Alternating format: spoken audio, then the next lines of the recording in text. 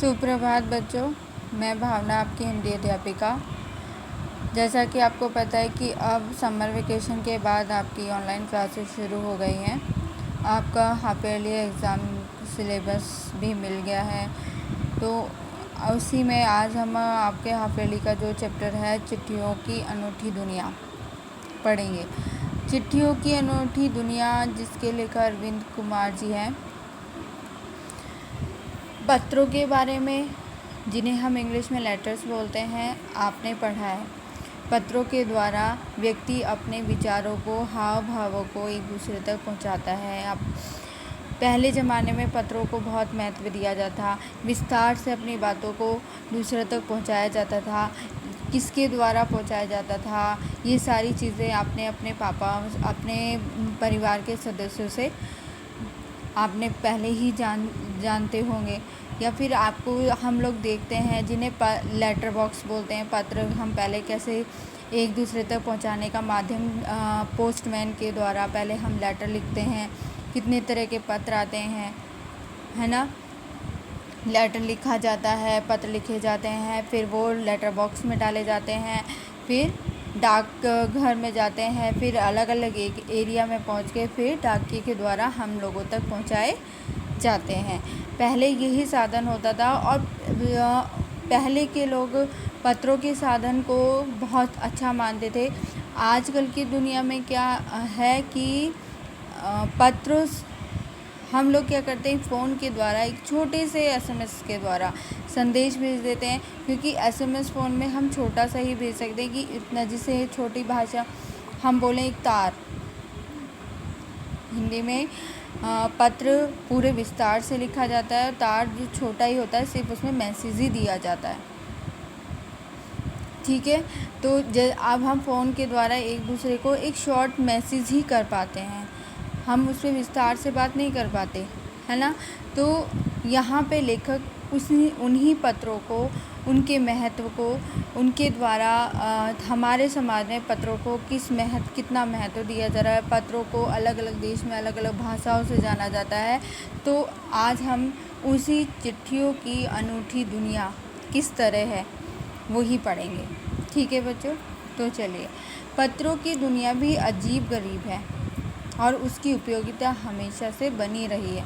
पत्र जो काम कर सकते हैं, वह संचार का आधुनिकतम साधन नहीं कर सकता। यानी संचार के बहुत से साधन हो गए हैं, लेकिन जो आधुनिक साधन है, वो पत्रों का जो काम है वो कोई भी नहीं कर सकता।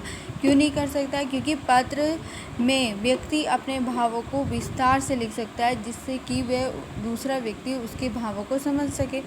और संचार साधन में आधुनिक जो साधन हमारे पास आए हैं, वो क्या है, एक सिर्फ छोटे रूप में हम अपने भावों को उन तक पहुंचाते हैं, जिसे आधी अधूरी बात कहते हैं। फिर हमें कॉल करके उसको सारी बातें समझानी होता है ना। तो वो संतोष नहीं है, जो आधुनिक साधन है उससे मनुष्य संतुष्ट नहीं है। पत्र जैसा संतोष फ़ोन या एसएमएस का संदेश कहाँ दे सकता है। पत्र एक नया सिलसिला शुरू करते हैं, और राजनीति, अब पत्रों को ही लेखक ने क्या बोला है कि वाद विवाद का कारण भी राजनीति साहित्य में पत्र ही होते हैं। दुनिया का तमाम साहित्य पत्रों पर केंद्रित है। मानव सभ्यता के विकास में इन पत्रों ने अनूठी भूमिका निभाई है। पत्रों का भाव सब जगह एक सा है, भले ही उसके नाम अलग अलग हो। क्या है, पत्रों को लेखक क्या बोला है, अलग अलग जगहों में अलग अलग नाम से जाना जाए, लेकिन लिखने का भाव सबका एक ही होता है, एक ही तरह से लिखे जाते हैं। पत्रों को उर्दू में खत, संस्कृत में पत्र, कन्नड़ में कागज, तेलुगु में उत्तरम, जाबू और लेख तथा तमिल में कड़िद कहा जाता है। पत्र यादों को सहज कर रखते हैं, इसमें किसी को कोई संदेह नहीं है। यानी हम क्या करते हैं, फ़ोन में एसएमएस हुए, ज़्यादा एसएमएस आ गए तो हम उनको डिलीट कर देते हैं। यानी हमारे पास संचय करके नहीं रख सकते हैं, उनको इकट्ठा करके नहीं रख सकते, लेकिन पत्रों को हम इकट्ठा करके रख सकते हैं, दूसरे की यादों को संजो कर रख सकते हैं। हर एक की अपनी पत्र लेखन कला है, हर एक के पत्रों का अपना दायरा है। दुनिया भर में रोज़ करोड़ों पत्र एक दूसरे को तराशते तमाम ठिकानों पर पहुंचते हैं। भारत में ही रोज़ 4.5 करोड़ चिट्ठियाँ डाक में डाली जाती हैं, जो साबित करती है कि पत्र कितनी अहमियत रखते हैं।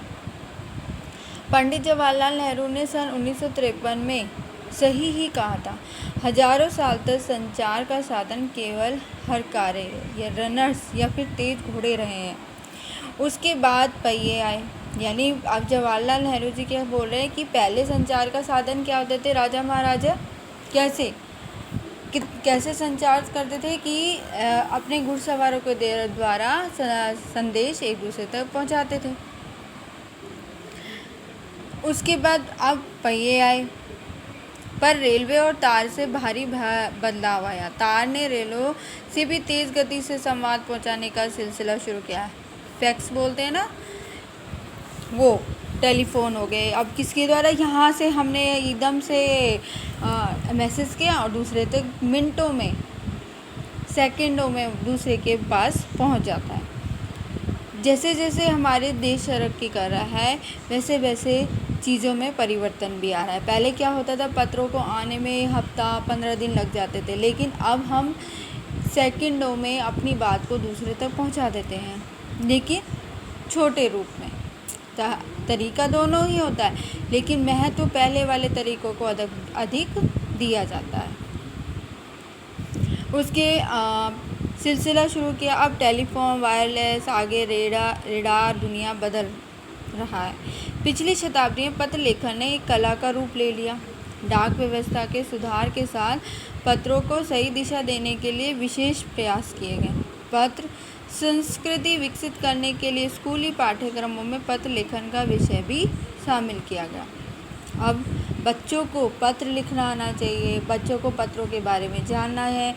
तो अब हमारे स्कूल में भी, विद्यालय में भी पत्र लेखन की एक क्रिया शुरू की है, जिससे बच्चों को ये पता चले कि पत्रों को किस तरह लिखा जाता है, लिखने का तरीका भी और अपने भावों को व्यक्त करने का भी, कि व्यक्ति अपने भावों को पत्रों में किस तरह व्यक्त कर सकता है।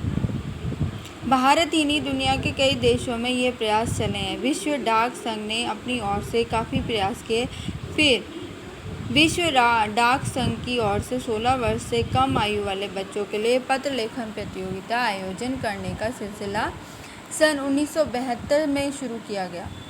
यह सही है कि खास तौर पर बड़े शहरों, महानगरों में संचार साधनों के तेज विकास अन्य कारणों से पत्रों की आवाजाही प्रभावित हुई है, पर देहाती दुनिया आज भी चिट्ठियों में ही चल रही है। यानी जहाँ पे अभी इंटरनेट व्यवस्था नहीं है, फ़ोन व्यवस्था नहीं है, तो वो लोग क्या साधन अपनाते हैं? चिट्ठियों की ही दुनिया में। फैक्स, ईमेल, टेलीफोन, मोबाइल ने चिट्ठियों को तेज़ी से रोका है, पर व्यापारी डाक की संख्या लगातार बढ़ रही है। लेकिन जो भी ऑफिशियल वर्क होता है, ऑफिशियल कार्य होते हैं, वो फिर भी हमारे पत्रों के द्वारा ही एक दूसरे तक किया जाता है। ठीक है बच्चों, आज हम यहीं तक करेंगे।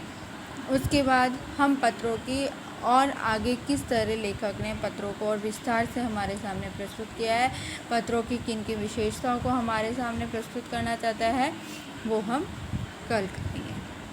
Thank you.